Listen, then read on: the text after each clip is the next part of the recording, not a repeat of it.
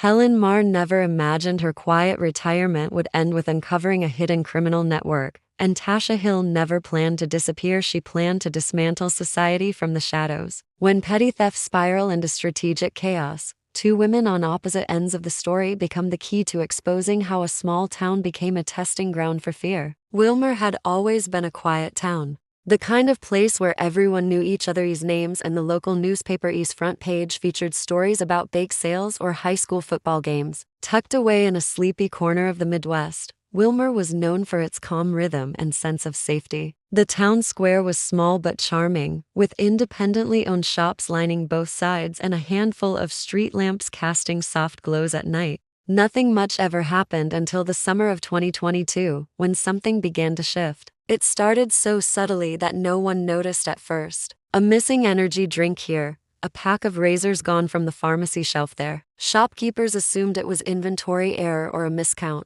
Even when the local gas station clerk found a trail of candy wrappers leading out the door, it was brushed off as nothing serious. But within weeks, the small, isolated incidents became too frequent to ignore. By mid-July, nearly every convenience store had filed at least one report of missing merchandise. None of it was high in value, but the consistency was unsettling. Then came the disturbances. People began noticing individuals loitering in groups near alleyways and outside shops. Customers reported feeling watched. Some claimed they saw strangers deliberately knocking items off shelves or creating distractions near cash registers. Several shop owners recounted scenes where one person would argue loudly with staff while others quietly slipped items into bags or under jackets. The air in town grew tense, like something unseen was tightening its grip on everyday life. Despite the growing unease, local police downplayed the situation. They categorized the incidents as minor thefts, nothing to be alarmed about. But residents weren't convinced. An older couple who ran the town's only bookstore decided to close early after witnessing a group of teens shove past customers and knock over a display rack. The mayor issued a brief statement, citing seasonal misbehavior and promising increased patrols.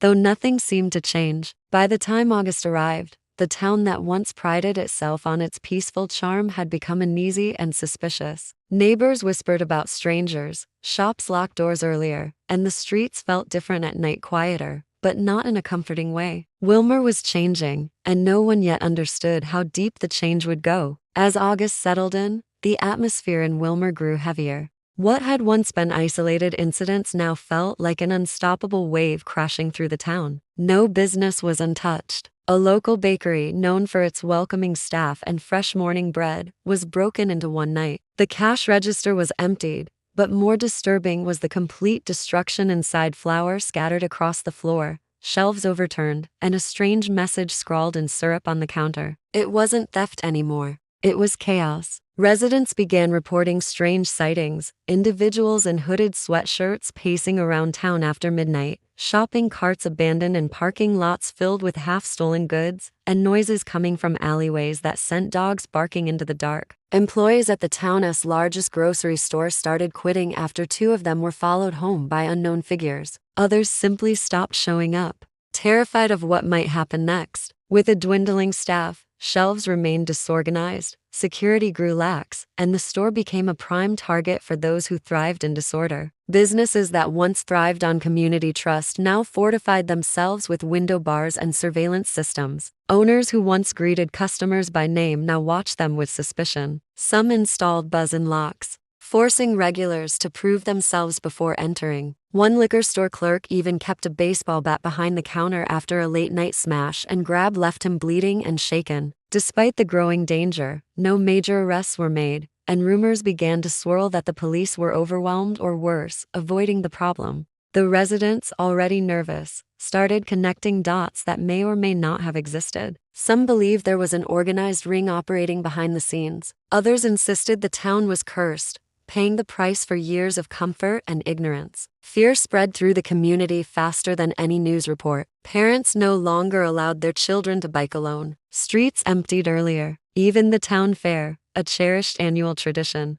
was canceled for the first time in 30 years due to safety concerns. With each passing day, the line between petty crime and something far more dangerous blurred. Wilmer was no longer simply under threat, it was unraveling. And in that growing silence, in the void where peace once lived, something darker was taking root. Helen Marr had lived in Wilmer her entire life. At 73, she spent most of her days tending to her garden and keeping a close eye on local happenings. When the town began to unravel, Helen noticed things others missed. While most people were panicking or locking their doors, she was writing. Every news article, every social media post, every crime report that made it into the local bulletin, Helen documented them all in a worn leather notebook. What began as curiosity soon became obsession. Over time, patterns began to emerge. Each incident, from the petty thefts to the more violent disturbances, occurred within a specific radius. Helen traced them on a map and was startled to discover they all formed a rough circle around the old East Line train station, abandoned for nearly a decade after the town cut funding for its upkeep.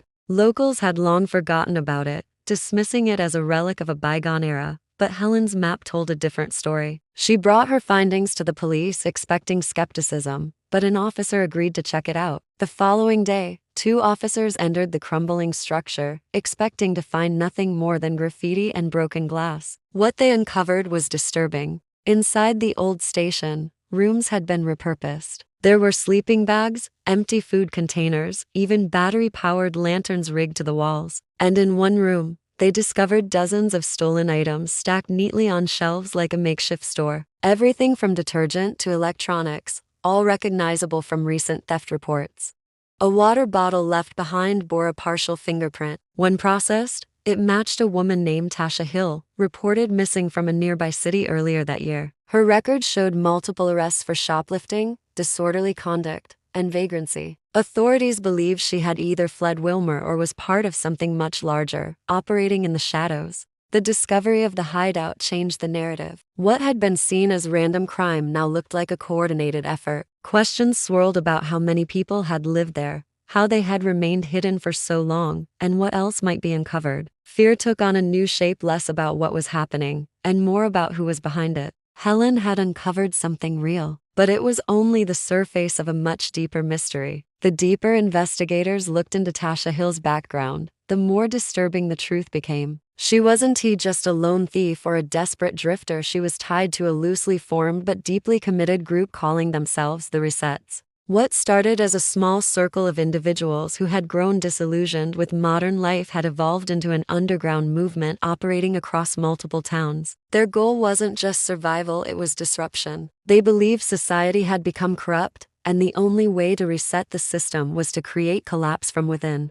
Unlike traditional criminal organizations, the Resets didn't operate through hierarchy. There was no single leader. Instead, they communicated through encrypted apps, met in abandoned buildings, and recruited from the margins: shelters, soup kitchens, bus stations. New recruits were taught how to identify weaknesses in communities, underfunded police departments, aging infrastructure, stores with lax security. They struck fast, used chaos as cover, and always left before things could trace back to them. Wilmer had been chosen carefully. It was small enough to overlook warning signs, comfortable enough to ignore early alarms. The group didn't need to steal valuable items. They targeted basics like food, toiletries, small electronics. It wasn't about the things themselves. It was about making people feel unsafe. Every incident was a message. Order is fragile. Inside the train station, investigators found not just stolen goods but training materials, notes on how to manipulate store layouts,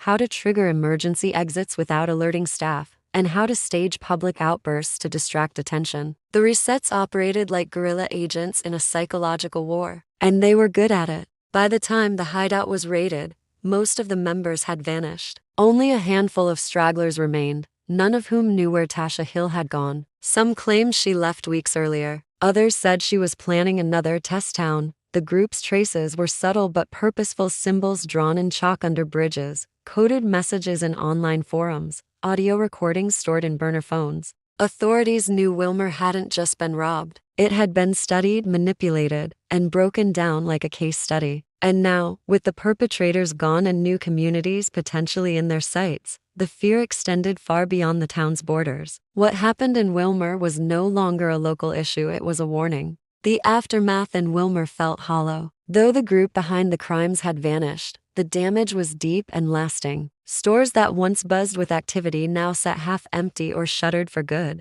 Business owners, once confident and welcoming, worked behind glass barriers and security cameras. Some residents packed up and left entirely, unable to shake the feeling that the town would never be the same again. The community's innocence was gone, replaced with watchfulness and quiet suspicion. In the weeks following the train station raid, law enforcement maintained a stronger presence, but their patrol cars felt more like symbols than solutions. The fear was no longer about theft, it was about how close the town had come to complete collapse without realizing it. Every alley and shadow now seemed like a potential threat. Helen Marr, whose observations had sparked the investigation, rarely left her home. She continued documenting everything, but now with a sense of grim responsibility, knowing what she had uncovered wasn't unique to Wilmer. Meanwhile, investigators expanded their scope. What they once viewed as a localized crime wave now appeared to be part of something far more organized and mobile. Similar patterns were quietly surfacing in nearby towns, petty thefts escalating into organized chaos, followed by unexplained disappearances.